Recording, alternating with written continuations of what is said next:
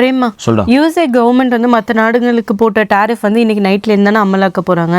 அது மட்டும் இல்லாம இன்னைக்கு ஸ்டாக்ஸ்லாமும் நிறைய வந்து கீழே இறங்கிடுச்சு. ஸோ அதை பத்தி இன்னைக்கு டிஸ்கஸ் பண்ணலாம். நம்ம ரொம்ப முக்கியமான ஒரு இயல்பான ஒரு உரையாடலாக இருக்க போது நம்ம வீடியோ போகிறதுக்கு முன்னாடியே வந்து நம்ம தெளிவாக சொல்லிடலாம். நாங்கள் வந்து ஒரு ஃபினான்ஷியல் அட்வைசரோ ஸ்டாக் அட்வைசரோ கிடையாது, சாமானிய மனிதர்கள் தான்.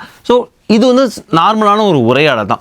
இந்த உரையாடல் வச்சு நீங்கள் ஸ்டாக்ல இன்வெஸ்ட் பண்ணுமோ வேணாமான்னு முடிவெடுக்க வேணாம். இதை ஒரு இன்புட்டாக எடுத்துகிட்டு நீங்கள் உங்கள் அனாலிசிஸ் பண்ணிவிட்டு இது ஒரு சரியான சந்தர்ப்பமாக இருக்குமா, நம்ம இண்டிவிஜுவலுக்கு இந்த ஒரு இன்வெஸ்ட்மெண்ட் சரியாக இருக்குமான்னு ஒரு முடிவெடுங்க.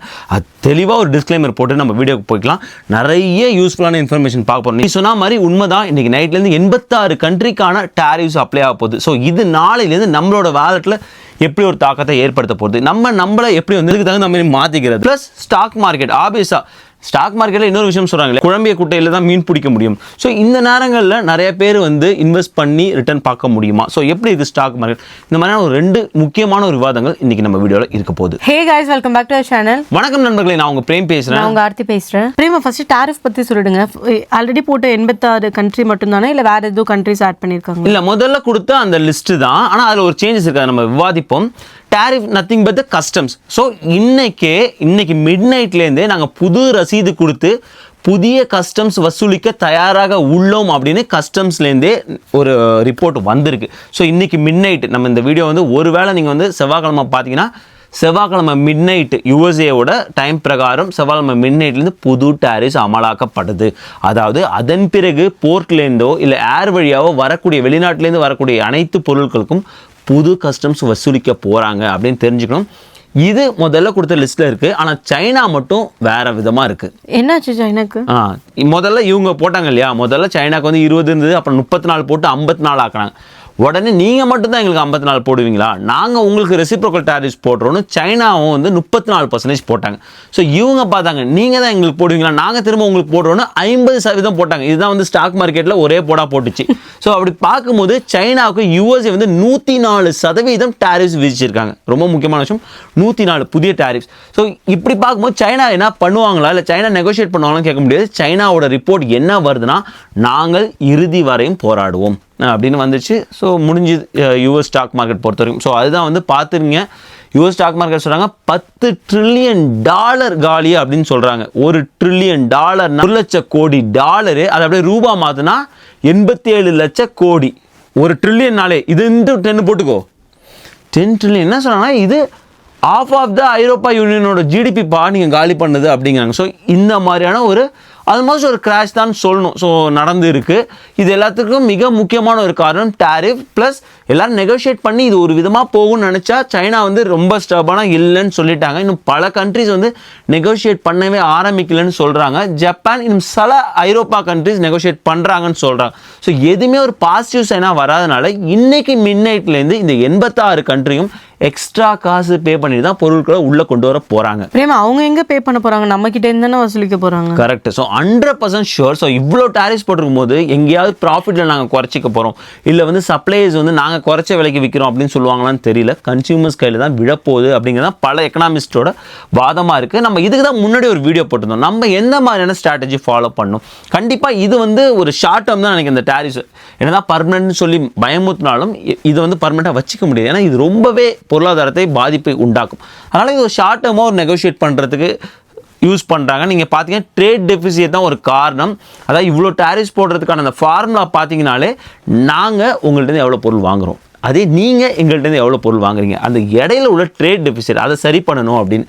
ஸோ அதனால் வந்து இது ஒரு பெரிய ஒரு ஸ்டோரியாக தான் போகுது. நம்ம அதுக்கு எடுத்த மாதிரி சேஞ்ச் பண்ணிக்கணும். இல்லை ஒரு குறைந்த காலத்துக்கு பெரிய பர்ச்சேஸ் வாங்காமல் கொஞ்சம் ஹோல்ட் பண்ணி வைக்கணும். இப்போ நீ டிவி வாங்கினா, அதாவது ஒரு ஷெல்ஃப்லேருந்து ஒரு டிவி வாங்குறேன்னு வச்சுக்கோங்க. இப்போ நீ பெஸ்ட் பை போகிற ஷெல்ஃபில் ஒரு டிவி பார்த்தோங்கன்னா அதோட ப்ரைஸ் கம்மியாக இருக்கும். ஆனால் இன்றைக்கி நைட்லேருந்து ஒரு எடுத்துக்காட்டுக்காக சொல்கிறேன், ஷிப்பில் இறங்கி வர போகிற டிவியோட ப்ரைஸ் அதிகமாக இருக்கும். ஸோ அதுக்கு தகுந்த மாதிரி ஓகே, பழைய டிவியில் படம் பார்த்துருவோம், எந்த டிவியில் பார்த்தாலும் ஒரே படம் தானே அப்படின்னு போயிடலாம். கார் அதே தான் நம்ம பார்த்தோம், ஆட்டோமொபைல்ஸ் அண்ட் இட்ஸ் பார்ட்ஸ்க்கு வந்து 25% டாரிஃப்னு சொல்லியிருக்காங்க. ஸோ அதுக்கு தகுந்த மாதிரி அந்த இடத்துலையுமே வந்து விலகிட்டு போயிடலாம். இந்த மாதிரி நம்ம ஸ்ட்ராட்டஜியை கொஞ்சம் மாற்றிட்டு நம்ம டாரிஃப்ஸ் தகுந்த மாதிரி நம்ம செலவு பண்ணிக்கணும்னு நான் நினைக்கிறேன். இப்போ இந்தியா கிட்டேயும் வந்து நெகோஷியேட் பண்ணலையா? அப்போ நாளையிலேருந்து அரிசி பருப்பு அதோட விலைலாம் ஏறப்போதா? நான் முன்னாடி சொன்ன மாதிரி இது வெறும் டேரிஃப்ஸ் மட்டும் நிற்கல இல்லையா. ஸோ நீங்கள் வந்து எங்களோட காருக்கும் வெஹிக்கல்ஸுக்கும் இவ்வளோ டேரிஃப் போடுறீங்க, அதை குறைங்கன்னா குறைச்சிடலாம். அதை தாண்டி வந்து நாங்கள் உங்கள்கிட்ட இவ்வளோ பொருள் வாங்குறோம், ஒரு எடுத்துக்காட்டு வந்து நாங்கள் ஒரு $10 பில்லியன் வாங்குறோம், ஆனால் நீங்கள் எங்கள்கிட்ட வந்து ஒரு $1 பில்லியன் தான் வாங்குறீங்க, மீதி உள்ள நீங்கள் சரி கட்டுங்க அப்படின்னா வந்து சடனாக வந்து இந்தியாவால் அவ்வளோ பொருள்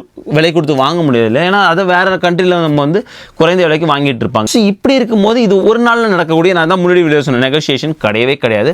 அதனால் இப்போ நம்ம இந்தியன் காசரி போனால் பழைய விலையில தான் இருக்கும். இதன் பிறகு வரக்கூடிய பொருட்களுக்கு வந்து கண்டிப்பாக 26% டேரிஃப்ஸ் போட்டு தான் நம்ம வாங்க வேண்டியிருக்கும். ஒருவேளை இது நெகோஷியேட் ஆகி ஒரு சுபமாக இது வந்து முடியலன்னா. நல்ல விஷயம் பார்த்தியா, இதனால் வந்து நிறைய க்ரௌட் ஆகி நம்ம மக்கள் எல்லா இடத்துலையும் வந்து இந்தியன் காசர்லாம் அந்த மாதிரியான ஒரு சுச்சுவேஷன் பார்க்கல இல்லை. ஸோ எப்பொழுதும் போல தான் இருந்தது. ஆமாம் பிரேமா, நம்ம போகும்போது கூட யாரும் வந்து நிறைய ரஷ் பண்ணி எடுக்கிறது அந்த மாதிரிலாம் இல்லைல்ல. அது ரொம்பவே நல்ல விஷயம். இல்லைன்னா ஒரு பொருளோட விலையை அதிகமாக நம்ம டிமாண்டுக்கு ஆளாக்கிடுவோம்ல அதே டைம்லேயே. கரெக்ட். ஸோ பழைய பொருளோட விலையே வந்து ரொம்ப ப்ரைஸ்க்கு வந்து பண்ணிடுவோம். ஸோ இதனால என்னதான் நடக்க சான்சஸ் இருக்கு அது வந்து தெரியல. இப்போ வந்து ஒரு உடம்பு சரியில்லை, ஜுரம் வந்துச்சுன்னா இதெல்லாம் நடக்கும்னு நம்ம வந்து எக்ஸ்பிளைன் பண்ண முடியும். இது ஒரு நார்மல் ஃப்ளூ வைரஸ். இதுவே நமக்கு வந்து கொரோனா வைரஸ் வரும்போது நம்ம யாருக்குமே தெரியல என்ன நடக்க போகுதுன்னு. ஸோ அந்த மாதிரியானதான் ஒரு அன்யூஷுவல் சுச்சுவேஷனாக தான் நினைக்கிறேன். ஏன்னா 86 கண்ட்ரிக்கு ஒரே நேரத்தில் இவ்வளோ டேரிஃப்ஸ் போட்டு அந்த பொருட்கள் வந்து எந்த விதமான தாக்கத்தை பொருளாதாரத்திலையும் மக்களோட வேலட்லையும் ஏற்படுத்த போகுதுன்னு இன்றைக்கி எனக்கு தெரியல. இன்றைக்கி மிட் நைட்லேருந்து அட்லீஸ்ட் ஒரு வாரம் போனால் தான் அதை பற்றியான ஒரு க்ளீன் இன்ஃபர்மேஷன் கிடைக்கும்னு நினைக்கிறேன். இப்போ ஸ்டாக் மார்க்கெட் பற்றி சொல்லுங்கள். $10 ட்ரில்லியன் வந்து போயிட்டு தான் சொன்னீங்கல்ல. ஸோ இப்போ இந்த டைமில் வந்து இன்வெஸ்ட் பண்ணுறது கரெக்டாக இருக்குமா ஸ்டாக் மார்க்கெட்? அதான் சொன்னால் முன்னாடியே வந்து டிஸ்க்ளைம் போட்டு டிபெண்ட்ஸ், ரைட். நான் எப்படி பார்க்குறேன் அப்படிங்கிறத மட்டும் தான் இந்த வீடியோவில் வந்து ஷேர் பண்ணுறேன். நான் என்ன பார்த்தேன்னா வந்து எல்லா இண்டெக்ஸ் எடுத்து பார்க்கும்போது S&P 500 இண்டெக்ஸ் எடுத்தான், நாஸ்டாக் எடுத்துட்டாலும் சரி, டவ் ஜோன்ஸ் இண்டெக்ஸ் எடுத்துட்டாலும் சரி, 3 மாதத்தில் பார்க்கும்போது எல்லாமே 10% மேலே விழுந்து கிடக்கு, ரைட். ஸோ இண்டெக்ஸ் எப்படி விழுந்து கிடக்கும்போது நிறைய பெரிய பெரிய ஸ்டாக்ஸே வந்து குறைந்த விலைக்கு, அதாவது சேல் ப்ரைஸில் தான் போயிட்டுருக்கு அப்படின்னு நான் வந்து நினைக்கிறேன். இன்னும் குறையுமா அது நமக்கு தெரியல. இன்னும் டிப்பாகும். இப்போ நாளைக்கு மார்க்கெட் திறக்கிறாங்க, எந்த ஒரு நல்ல நியூஸுமே இல்லை. ஸோ நிறைய டேரிஃப்ஸ் நியூஸ் கேட்டால் வந்து கண்டிப்பாக ஸ்டாக் மார்க்கெட் ஒரு பதட்டத்தில் வந்து கீழே குறையிறதுக்கு வாய்ப்பு இருக்குது. ஸோ புதுசாக இன்வெஸ்ட் பண்ணுறவங்க கண்டிப்பாக இது ஒரு ஆப்பர்ச்சுனிட்டியாக இருக்கும். பட் நான் வந்து முன்னாடியே நிறையா பாயிண்ட் சொல்லியிருந்தேன், நம்ம எல்லா பணத்தையும் முதலே போடாமல் ஒரு சர்டன் அமௌண்ட் ஆஃப் பணத்தை போட்டுட்டு கொஞ்சம் எப்படி மார்க்கெட்டை வந்து லேர்ன் பண்ணிவிட்டு அதை அனலைஸ் பண்ணிட்டு போடுறது நல்லது. இன்னொரு முக்கியமான விஷயம், நீங்கள் வந்து ஒரு ஸ்டாக் அட்வைஸராக போனாலும் சரி, இல்லை ஃபினான்ஷியல் அட்வைஸராக போனாலும் சரி, அட்வைஸை மட்டும் வாங்கிங்க. நீங்கள் தயவு செஞ்சு உங்களோட அனாலிசிஸ் போட்டு எந்த ஸ்டாக்குன்னு நீங்கள் முடிவு பண்ணுங்கள். நான் நிறைய விஷயம் நான் கற்றுட்டு அதுதான். சப்போஸ் நான் அந்த ஸ்டாக்கில் போட்டு நான் போனால் கூட ஓகே, ஏன்னா இந்த ஸ்டாக் யாருமே நான் ரெக்கமெண்ட் பண்ணல, நானே எடுத்து ஒரு அனலைஸ் பண்ணி வந்தேன். சரி ஓகே, அதுக்கான லெசன் நான் நினச்சிட்டு போயிடுவேன்னு விட்டுருவோம், மனசு தேத்திப்பேன். முக்கியமான ஒரு விஷயம், லாங் டேர்ம் கமிட்மெண்ட்னா ரெடியாக இருங்க. ஏன்னா இப்போ போடுறீங்க, ஒரு வாரத்தை சரியாயிடுமா அப்படின்னு நம்ம சொல்ல முடியாது. சரியாகலாம், இல்லை ஒரு வருஷம் கூட ஆகலாம். ஸோ லாங் டேர்ம் கமிட்மெண்ட்டுக்கு ரெடியாக போட்டுங்க. அதனால் எமர்ஜென்சி ஃபண்டை ஸ்டாக்கில் இன்வெஸ்ட் பண்ணிடாதீங்க. இன்னொரு முக்கியமான விஷயம், நான் எப்பயுமே இன்வெஸ்ட்மெண்ட் சொல்லும் போதே டைவர்சிஃபைடு இன்வெஸ்ட்மெண்ட் தான் சொல்லுவோம். அதான் ஸ்டாக் மார்க்கெட்டில் எல்லாத்தையும் போடாங்க, மியூச்சுவல் ஃபண்ட். அதான் ஏகான்ஸ் ஆப் நிறையா சொல்லியிருக்கோம். இந்த நேரத்தில் வந்து உண்மையாகவே நான் சொன்னால் என்னோட ராபின்ஹுட்டில் நாங்கள் ஸ்க்ரீன்ஷாட்டுமே போட்டோம், 23% மேலே காலி. ஆனால் ஏகான்ஸ் வந்து எனக்கு வந்து 6 to 7% தான் போயிருந்தது. ஸோ அதுதான் வந்து ஒரு இண்டிவிஜுவல் ஸ்டாக்ஸை நம்ம ஹோல்ட் பண்ணுறதுக்கும் kind of index funds or mutual funds hold பண்ணுறதுக்குமான வித்தியாசம். அதே நேரத்தில் லாபம் கிடைக்கும் போது அந்த மாதிரி தான். ஸோ குறைந்த லாபம் குறைந்த நஷ்டம். ஸோ அந்த மாதிரி தான் வந்து மியூச்சுவல் ஃபண்டை ஏகான்ஸை வந்து நான் வந்து பார்க்குறேன். ஸோ அது மாதிரி டைவர்சிஃபைடு இன்வெஸ்ட்மெண்ட் ரொம்ப முக்கியம். அதுலேயே ஸ்டாக் மார்க்கெட்டில் போகும்போது டைவர்சிஃபைடாக போயிடுங்க. அதான் வந்து எல்லாமே ஒரே டெக் செக்டர்ஸாக வாங்காமல் அந்தந்த பிரித்து வாங்குங்க அப்படிங்கிறது. முக்கியமாக பென்னி ஸ்டாக்ஸ் போயிடாதீங்க.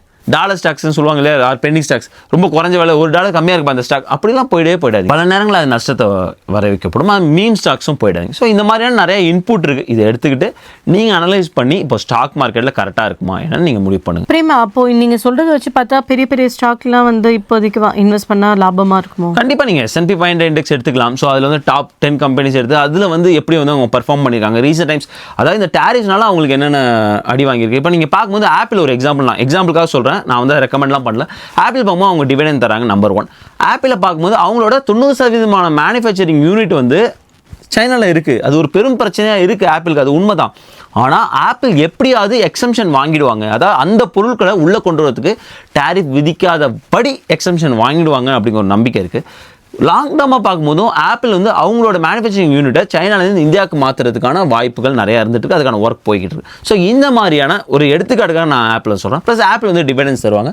ப்ளஸ் வாரன் பஃபட்டோட ஒரு செல்ல ஸ்டாக்ஸ் அது. நீங்கள் வாரன் பஃபட்டோட டாப் 10 ஸ்டாக்ஸ் பார்க்குறீங்க, எவ்வளோ ஸ்டாக்ஸ் நம்பர் ஆஃப் ஸ்டாக்ஸ் பார்க்கும்போது பேங்க் ஆஃப் அமெரிக்கா தான் நிறைய வச்சிருக்காரு. 680 மில்லியன் ஆல்மோஸ்ட் வச்சிருக்காரு. ஆப்பிள் வந்து 300 மில்லியன் தான் வச்சிருக்காரு. But value number of stocks stock value பார்க்கும்போது ஆப்பிள் தான் ஃபர்ஸ்ட் இருக்காங்க. ஸோ வாரன் பஃபெட் நான் ஏன் எக்ஸாம்பிள் எடுத்திருக்கேன்னா, நான் ஒரு பாயிண்ட் சொன்னேன் இல்லையா, நீ ஸ்டாக்ஸ் வாங்கும்போது டைவர்சிஃபைடாக வாங்கணும்.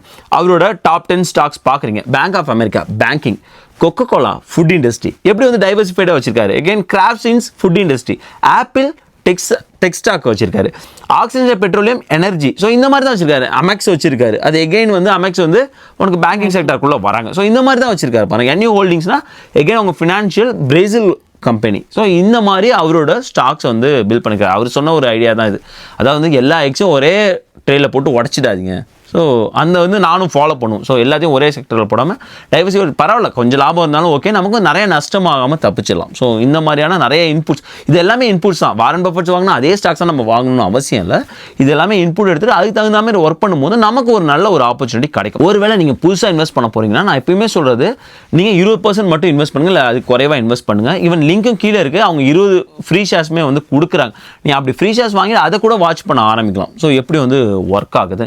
இல்லைப்பா எனக்கு வந்து இது ஏற்கனவே பிரச்சனை இருக்குன்னா ஸ்டாக் மார்க்கெட்ல இன்வெஸ்ட் பண்ண வேணாம்னா ஆல்டர்னேட் ஆப்ஷன்ஸ் நிறைய இருக்கு. ரியல் எஸ்டேட், கோல்டு, இந்த மாதிரி நிறைய விஷயங்கள். கோல்டு இப்போ என்ன புது தெரியல டாரிஃப் போட்டதுக்கு அப்புறம். கரெக்ட். ஸோ கோல்டு பார், அதான் கோல்டு புல்லி எனக்கு பிரச்சனையே கிடையாது. ஏன்னா அது எக்ஸம்ட் ஃப்ரம் த டாரிஃப், நம்ம க்ளீனாக பார்த்தோம். ஸோ கோல்டு ஜுவல்ஸ் வந்து பெரிய இம்பாக்ட் கிரியேட் பண்ண போகுது. ஆனால் ஒரு விஷயம், இப்போ ஆல்ரெடி கடையில் இருக்கிறதுக்கான அந்த இம்பாக்ட் இருக்காது. நம்ம முன்னாடி சொன்ன அந்த ஷெல்ஃப்லாம் காலியாகும் போது புது கோல்டு வரும்போது தான் அதுக்கான நிறையா வந்து செய்குலி சேதாரம் ப்ளஸ் டாரிஃப்ஸ்லாம் வந்து போடுவாங்க. ஸோ நான் என்ன சொல்றேன்னா, ஸ்டாக் மார்க்கெட் மட்டும் இல்லை, பல இன்வெஸ்ட்மெண்ட் ஸ்ட்ராட்டஜி இருக்குது. எல்லாமே யூஸ் பண்ணுறதுக்கு முன்னாடி நீங்கள் எமர்ஜென்சி ஃபண்டை கையில் வச்சுட்டு எதை வேணாலும் முயற்சி பண்ணுங்க. ஐ ஹோப் உங்களுக்கு இந்த வீடியோ யூஸ்ஃபுல்லாக இருந்திருக்குன்னு நினைக்கிறேன். மறக்காம நம்மளோட சேனல் லைக் பண்ணுங்க, ஷேர் பண்ணுங்க, சப்ஸ்கிரைப் பண்ணுங்க. மறக்காம அந்த பெல் ஐக்கானும் தட்டி விட்டு போங்க. தேங்க்ஸ் ஃபார் வாட்சிங் திஸ் வீடியோ ஃப்ரெண்ட்ஸ். நன்றி.